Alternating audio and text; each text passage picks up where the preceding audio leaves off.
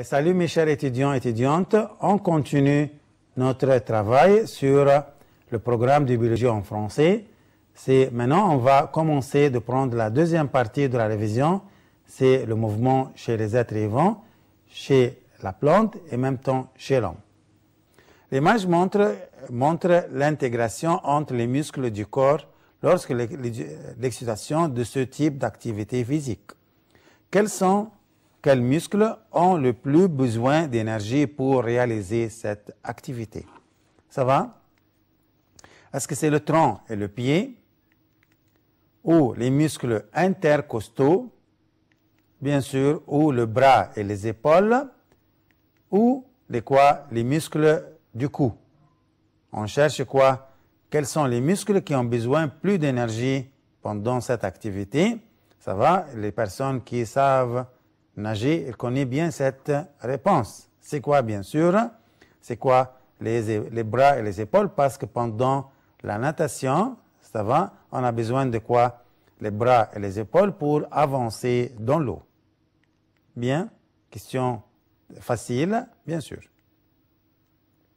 La figure ci-contre montre la structure d'une sarcomère dans un muscle squelettique.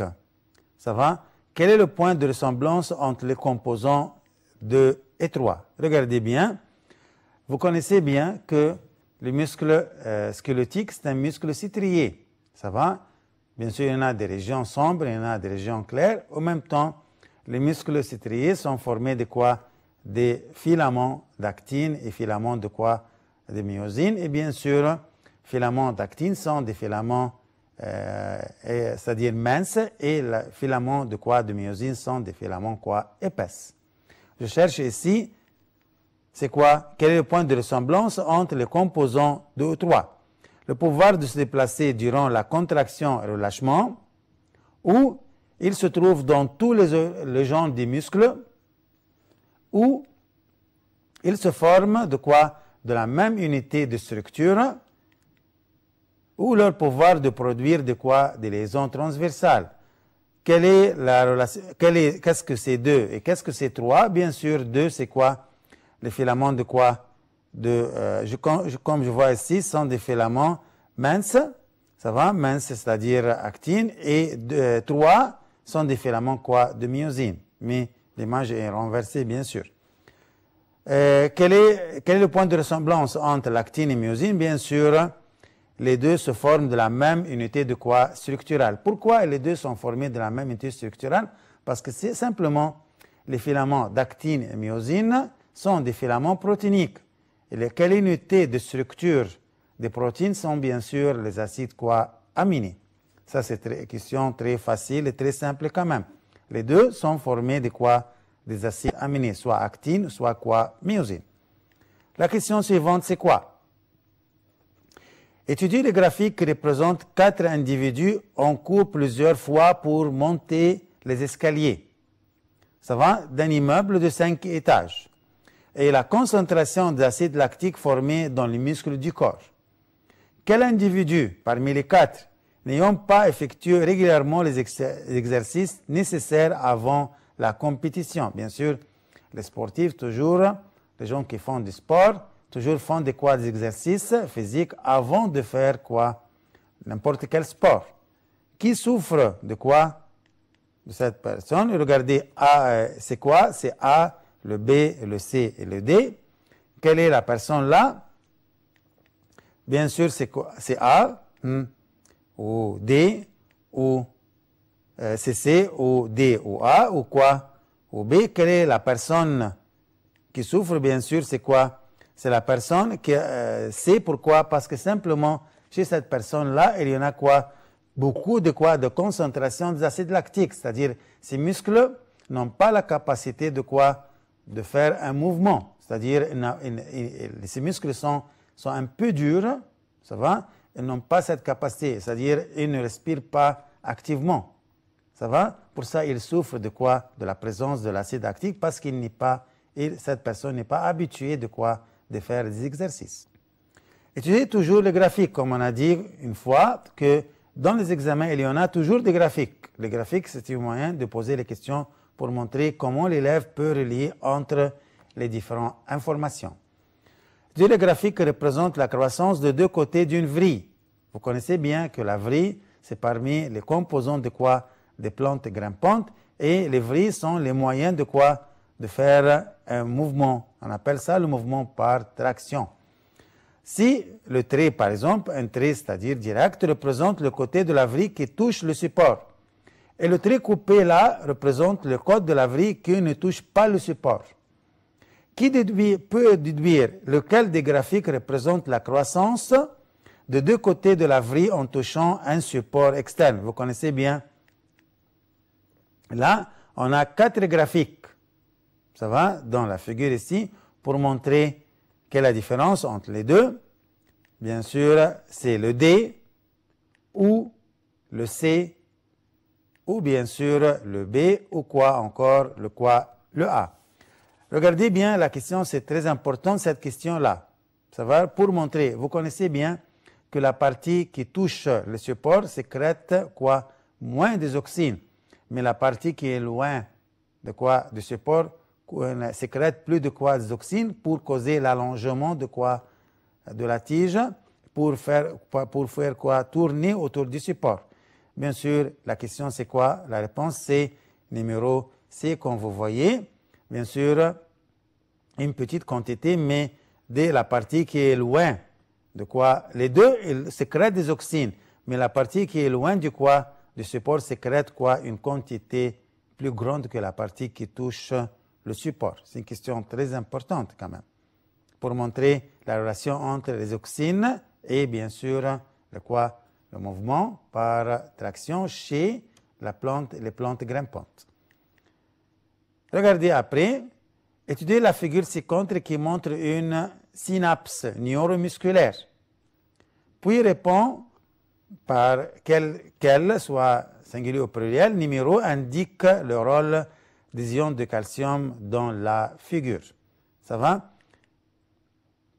On a appris qu'est-ce que ça veut dire les synapses. Bien sûr, les synapses, ça se trouve, c'est une relation entre le quoi et quoi, entre l'appareil nerveux et même temps les muscles.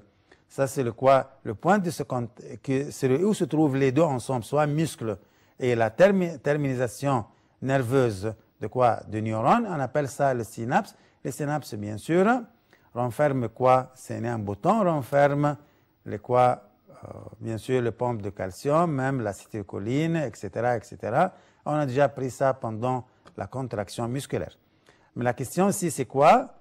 Quel est le rôle des ions de calcium dans la figure? Bien sûr, quels sont les numéros qui indiquent le rôle? C'est numéros 3 et 4, ou 1 et 4, ou 1 seulement, ou quoi? Ou 4 seulement. Bien sûr, le schéma numéro 2 là représente quoi? Le relâchement. Ça va comme ça. Et le schéma numéro 3 représente quoi? Numéro 2, le 3, et en même temps, le 4 représente, numéro 4 représente quoi? La contraction. Et numéro 1, ici, le calcium peut libérer l'acétylcholine. Ainsi, ça va, le calcium dit qu'il sort et libérer l'acétylcholine, qui est bien sûr de la synapse nerveuse. Et en même temps, le numéro 3, c'est les muscles quoi? Dans le numéro 3, les muscles se relâchent. Et le calcium n'a pas de rôle. Et numéro 4, les muscles se contractent par des liaisons transversales.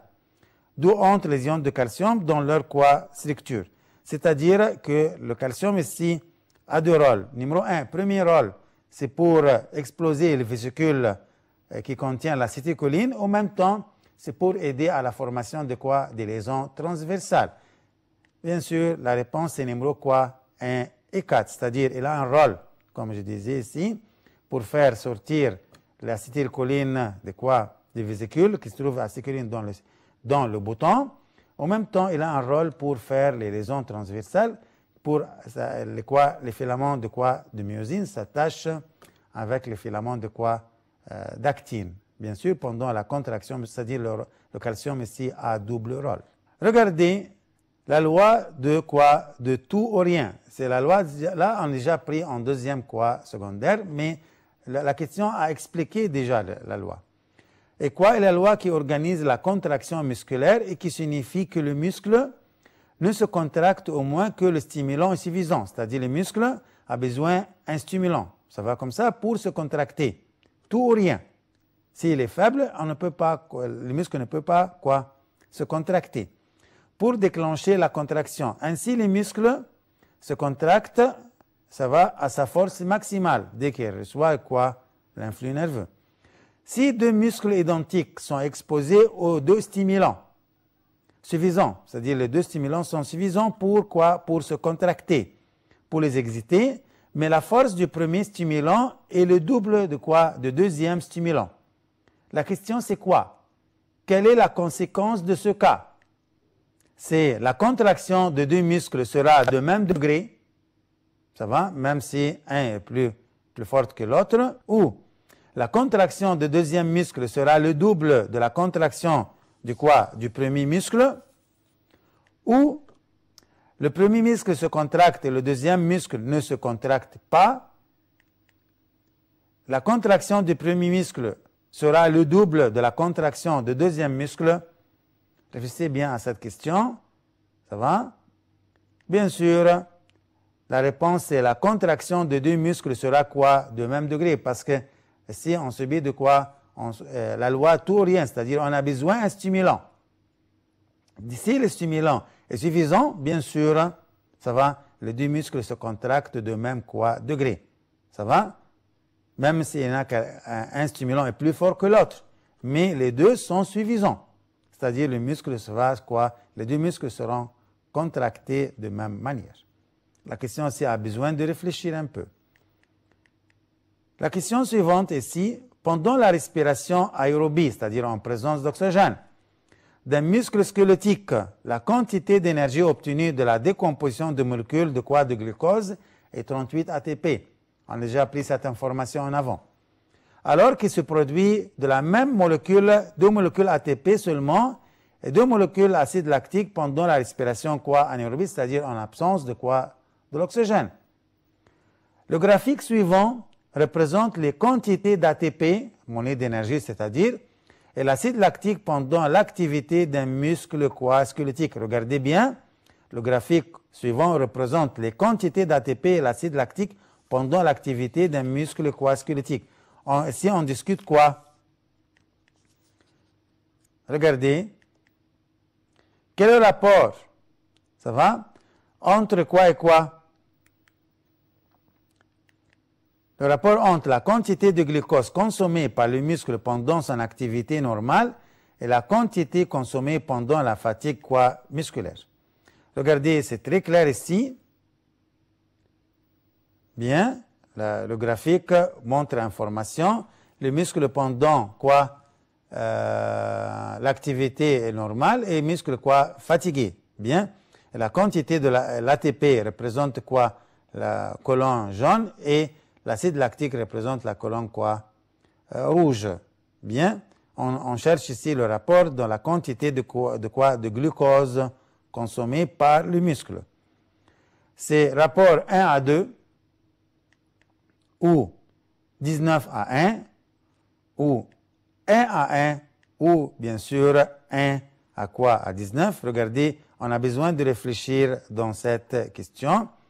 Bien sûr, c'est quoi?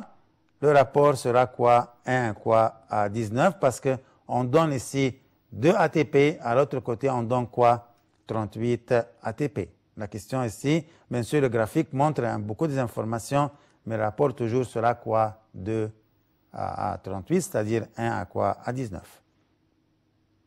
Étudier le graphique ci-contre qui montre la vitesse de croissance de deux côtés de la vrille, d'une plante grimpante, puis détermine qu'est-ce qu'on peut déduire de ce graphique. Première question, la vrille n'a pas trouvé le support convenable. La vrille est en train de chercher un support, ou la vrille est enroulée autour du support, ou la plante croît verticalement vers le haut. Regardez le graphique ici. Ça va? Regardez bien. Toujours on dit que la vrille a deux parties qui touchent le support et qui ne touchent pas le support. Ça va? Et les deux, bien sûr, ont des croissances différentes.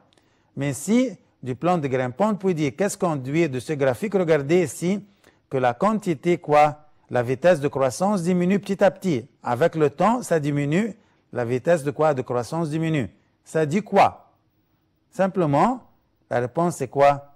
Que la vrille n'a pas trouvé le support quoi convenable. Pourquoi la vrille n'a pas trouvé le support convenable? Simplement parce que si la vrille ne trouve pas le support convenable, ça commence à quoi? Son croissance diminue, à la fin c'est flétri, c'est-à-dire la vrille meurt. Bien, c'est-à-dire sa croissance diminue parce que la vrille ne trouve pas le support. Dès qu'elle trouve la vrille du support, commence à sécréter, à grandir à cause de quoi? Des auxines. Et ça, le graphique montre que simplement la croissance diminue jusqu'à que la croissance s'arrête, c'est-à-dire que la vrille meurt. Simplement, c'est la réponse c'est numéro A. La question suivante. Qui signifie l'unité fonctionnelle d'un muscle est formée de 75 unités structurales? Qu'est-ce que ça veut dire ça? L'unité motrice est formée de 5 à 75 fibres musculaires ou la présence de 75 nerfs moteurs qui nourrissent l'unité motrice. Au numéro C, le nombre de terminaisons nerveuses qui nourrissent chaque unité structurale est 75 terminaisons. Ou la fibre nerveuse motrice nourrit 75 fibres musculaires. Je veux dire quelque chose. L'unité structurelle, c'est-à-dire quoi? Simplement, l'unité structurelle est quoi? De la muscle, c'est la fibre musculaire.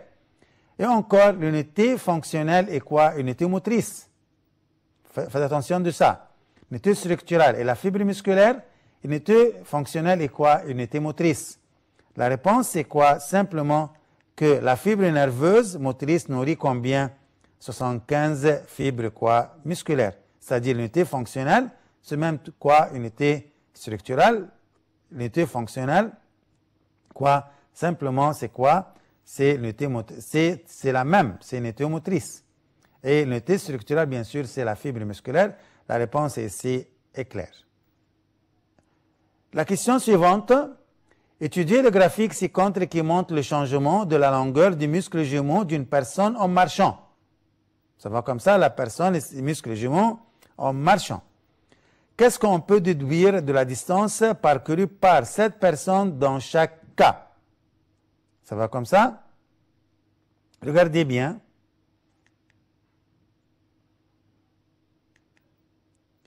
La distance dans le cas A est plus courte que le cas B, où les deux distances sont égales dans les deux cas A et B.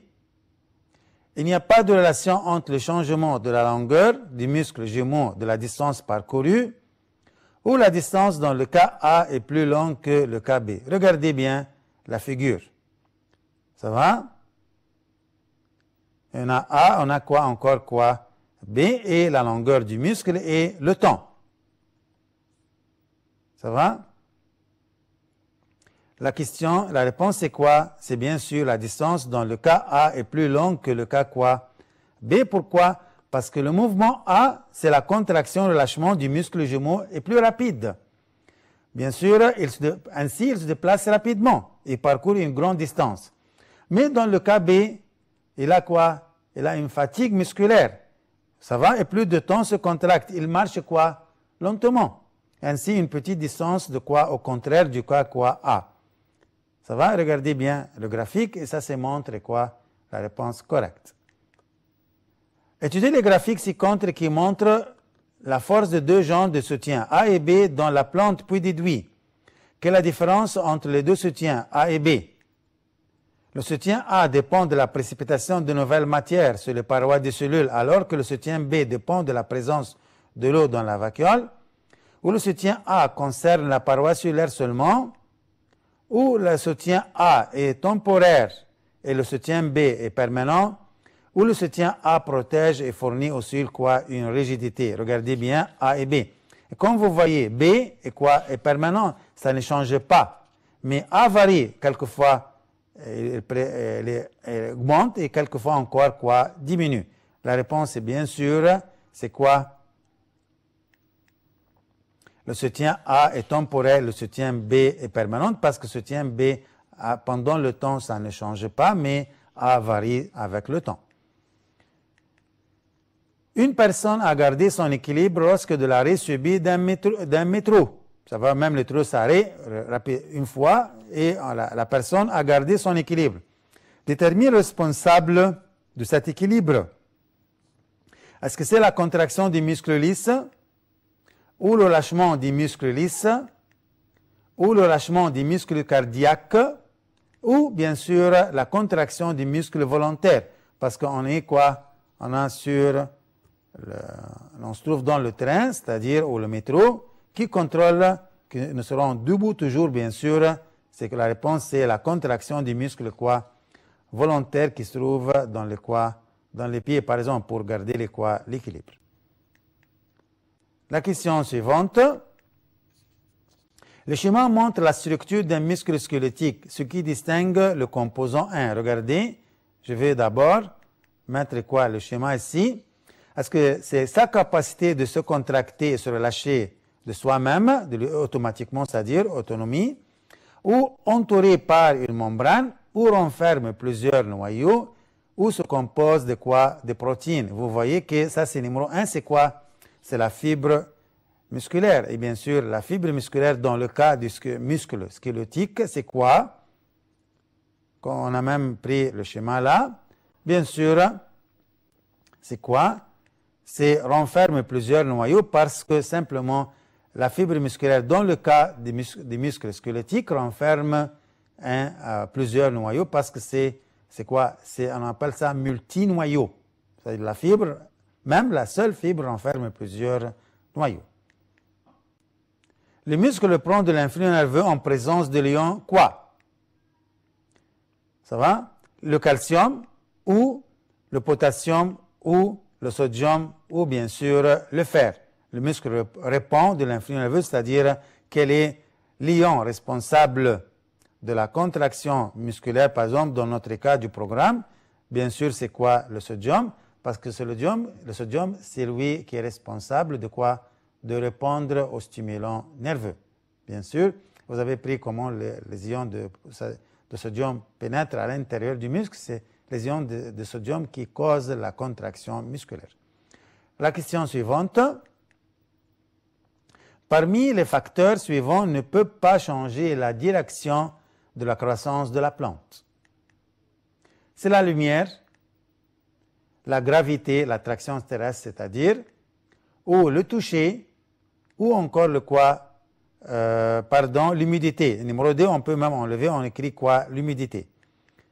Bien, c'est bien sûr le toucher, parce que simplement le toucher n'a pas de quoi d'effet sur la direction de la croissance de la plante. Étudiez les tableaux qui montrent les résultats des examens de 3 personnes adultes de même âge. Quelle personne souffre de quoi? De manque. Regardez ici, simplement, manque de quoi? De hormone thyroxine, pardon, ce n'est déjà pas écrit, mais je cherche ici le manque de quoi? De hormone thyroxine. Bien. Est-ce que vous voyez bien le tableau ici? La première son, le battement du cœur 55, la pression sanguine 100 à 80, le poids 150. La deuxième, le battement du cœur c'est 80, la pression sanguine c'est 130 et 90 et son poids c'est 70. La troisième personne c'est quoi? C'est le battement du cœur c'est 75 et 150 à 90 et son poids c'est 70. La troisième personne c'est quoi? C'est le battement du cœur, c'est 75 et 150 à 90. OK. Et le poids, c'est quoi? C'est 90. Ça va comme ça? Regardez ici. Quelle personne souffre de manque de quoi? De l'hormone thyroxine. Bien sûr, c'est quoi? C'est la deuxième personne ou la première personne ou la première et la troisième personne et encore quoi? Ou la deuxième et la troisième personne. Bien sûr, la réponse c'est quoi? C'est la première personne. Bien sûr, parce que simplement le manque d'hormone thyroxine augmente quoi? Ou entraîne à la diminution du battement du cœur. Et ainsi, si le battement du cœur diminue, ça peut causer quoi encore? La diminution de la pression sanguine. Parce qu'on a déjà pris, si la thyroxine diminue, bien sûr, le battement du cœur influe par cet abaissement. Et quand le battement du cœur diminue, bien sûr, la pression sanguine diminue. Ça, c'est le cas là, c'est chez la première personne. Ça va? Et ainsi, à la fin, ça peut causer même l'augmentation du poids de la personne. Ça va? La question suivante. Quelles affirmations décrivent correctement les recherches de Claude Bernard? Ça va? Vous connaissez bien que M. Claude Bernard, là, qu'est-ce qu'il a travaillé? La question, le foie sécrète le suc biliaire dans le canal digestif ou le foie a un rôle d'équilibre le taux de sucre dans le sang ou le foie est considéré comme une glande endocrine ou le suc biliaire a un rôle dans la digestion des lipides. Vous connaissez bien que M. Claude Bernard a travaillé sur, bien sûr, le foie, c'est-à-dire que le foie sécrète le suc biliaire dans le canal digestif. On a terminé la deuxième partie de la révision sur le mouvement chez les êtres vivants. Et je souhaite que vous avez bien compris les questions et encore vous avez profité de notre question. Merci et au revoir.